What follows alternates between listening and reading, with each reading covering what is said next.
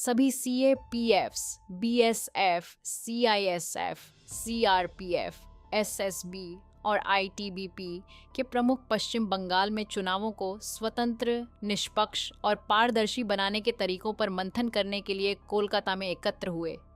याद नहीं आता कि पिछली बार किसी अन्य राज्य में इस तरह की बैठक कब आयोजित की गई थी। क्या वे युद्ध की तैयारी कर रहे हैं? नहीं, ये तो बस पश्चिम बंगाल के चुनाव के लिए है। ऐसा लगता है जैसे भाजपा एक अलग ही स्तर के डर में है। इस विश्व में 3 तरह के लोग होते हैं। एक जो नैतिकता से अपना काम करते हैं, दूसरे जो केवल अपने मतलब से मतलब रखते हैं, और तीसरे सबसे खौफनाक कैटेगरी के लोग।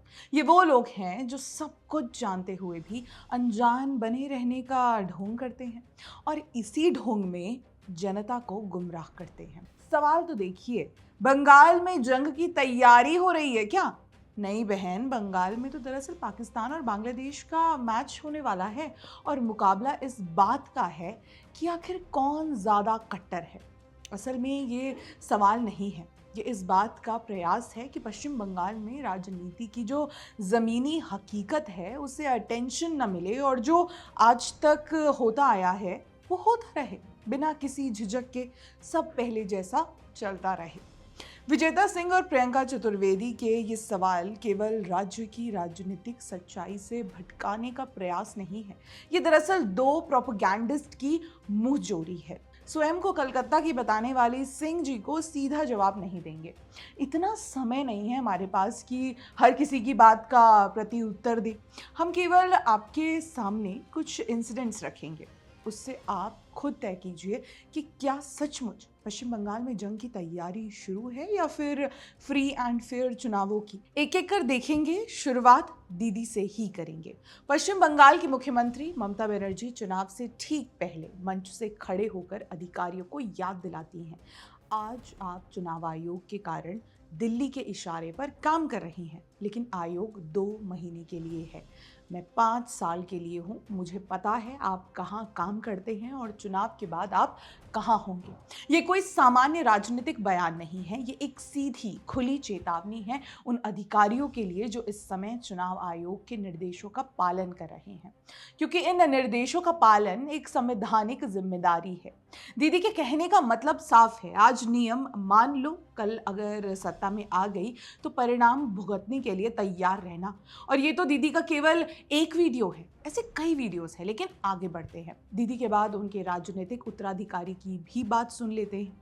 हाल ही में अभिषेक बनर्जी ने कहा कि जो गुजरात का गुंडा आज यहाँ घूम रहा है, चुनाव के नतीजों के 1 घंटे बाद बंगाल में नजर नहीं आएंगे, और अगर हिम्मत है तो 4 मई के बाद रुक कर दिखाएं। আমি অমিত শাহকে চ্যালেঞ্জ করব, যদি আপনার বুকের পাটা থাকে আর বাপের বেটা হন, 4 তারিখ কলকাতায় থাকবেন, 12টার পর দেখা হবে।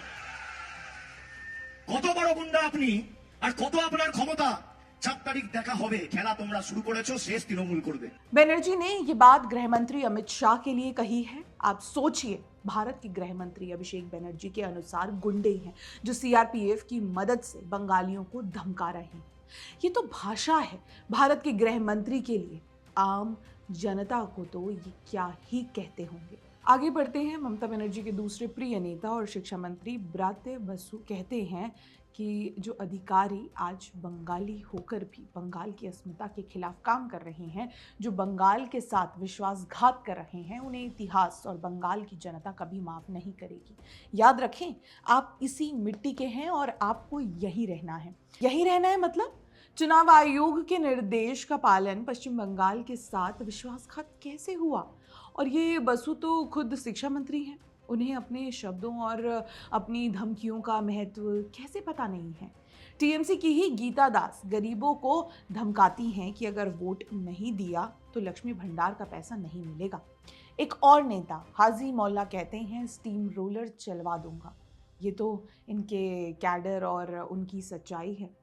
और रही बात ममता बनर्जी की, तो वो तो धरना भी अपने मतलब से देती हैं। बीच रास्ते में रुककर अजीत पवार की मृत्यु पर राजनीति करती हैं और फिर कहते हैं कि सब कुछ सामान्य है, लोकतंत्र खतरे में है क्योंकि CAPF की मीटिंग हो रही है। लेकिन इन सबको अलग अलग घटनाओं की तरह मत देखिए। ये अलग अलग घटनाएं नहीं हैं, ये एक ही सिस्टम के अलग अलग लक्षण हैं। ऊपर से जो भाषा आती है, नीचे वही व्यवहार बन जाता है और धीरे धीरे वही नॉर्मल घोषित कर दिया जाता है। अब थोड़ा पीछे चलते हैं, क्योंकि ये जो आज आप देख रहे हैं ये पहली बार नहीं हो रहा। 2021 पश्चिम बंगाल चुनाव नतीजे आते हैं और उसके बाद जो होता है उसे पोस्ट पोल वायलेंस कहकर छोटा कर दिया जाता है। लेकिन सच ये है कि 50 से ज़्यादा हत्याएं होती हैं, हज़ारों लोग अपने ही राज्य से भागने को मजबूर होते हैं और कलकत्ता हाई कोर्ट को सीबीआई जांच के आदेश देने पड़ते हैं। ये कोई आइसोलेटेड घटना नहीं थी, ये एक मैसेज था कि चुनाव खत्म हो सकता है लेकिन सत्ता के खिलाफ खड़े होने की कीमत खत्म नहीं होती। और यही पैटर्न बार बार दिखता है। पंचायत चुनाव हो, लोकसभा हो या विधानसभा, नामांकन से पहले दबाव, मतदान के दौरान खामोशी और नतीजों के बाद हिसाब। और जब ये सब सालों तक चलता है तो डर सिस्टम का हिस्सा बन जाता है, अपवाद नहीं। अब जरा 2005 का बिहार याद कीजिए, तब भी यही कहा जाता था कि ऐसे ही चुनाव होते हैं। तब दीदी के चहीते लालू जी ही सत्ता में थे। फिर चुनाव आयोग ने सख्ती दिखाई, केजे राव जैसे अधिकारी मैदान में उतरे और पहली बार लोगों ने महसूस किया कि वोट देना उनका अधिकार है, किसी की मेहरबानी नहीं। 15 साल का जंगल राज एक चुनावी सुधार से हिल गया। विजेता जी, उस समय शायद आप स्कूल में रही होंगी, लेकिन इतिहास यहीं खत्म नहीं हुआ था। अगर और पीछे देखना है तो 1987 कश्मीर, एक चुनाव जिसमें धांधली के आरोप लगे, लोगों का भरोसा टूटा और उसी टूटे भरोसे ने कई युवाओं को ये यकीन दिला दिया कि वोट से कुछ नहीं बदलेगा, बंदूक ही रास्ता है। उसी मोड़ के बाद कश्मीर ने वो दौर देखा जिसे हम दशकों तक आतंकवाद के नाम से जानते हैं। आज कश्मीर में लोग लाइन में लगकर वोट डालते हैं, लेकिन बंगाल में आज भी एक महिला कैमरे पर कहती है कि वोट देने जाऊंगी तो मारी जाऊंगी। और शायद इसी वजह से जब पहली बार किसी गांव में सीआरपीएफ की गाड़ी घुसती है तो लोगों का रिएक्शन डर नहीं होता, राहत होता है। और माँ के बेटे के समान है, तो अगर माँ के कोई हाथ लगा देगा तो बेटे के लिए तो मरने वाली बात हो जाएगी ना। तो अगर आपको कोई बदमाश हाथ लगा देगा ना, उसको हम ही जमीन में जिंदा काट देंगे। टेंशन मत लो, बिल्कुल भी आप इस बात को समझ लो। आप हाँ, तो आप धन निकालो अपने अंदर से। जब हमने ये बोल दिया कि आप हमारी माँ के समान हो, वहाँ पर ये जितने भी है ना सब आपके बेटे बेटी है, ठीक है, पुलिस भी, हम सब आपके बेटे बेटी है, आपको कोई हाथ नहीं लगा सकता। हाँ, सभी को बोलो, सभी को जाना है, आपको अकेले नहीं जाना, सबको जाना है, सबको वोट डालना है। एक तरफ स्टूडियो में बैठे लोग पूछ रहे हैं कि क्या युद्ध की तैयारी हो रही है, और दूसरी तरफ जमीन पर एक महिला कह रही है कि वो वोट डालने से डरती है। और जवाब कोई नेता नहीं देता, कोई प्रवक्ता नहीं देता, एक जवान देता है। मैं भी आपका बेटा हूँ, किसी ने हाथ लगाया तो जमीन में गाड़ देंगे।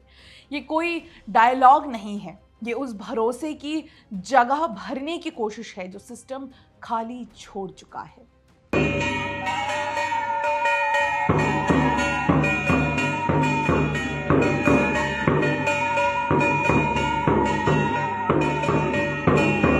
और यही वजह है कि जब ये बाहरी फोर्स गांव में पहुंचती हैं तो उनका स्वागत होता है। अगर ये सच में डराने आए होते तो स्वागत नहीं होता।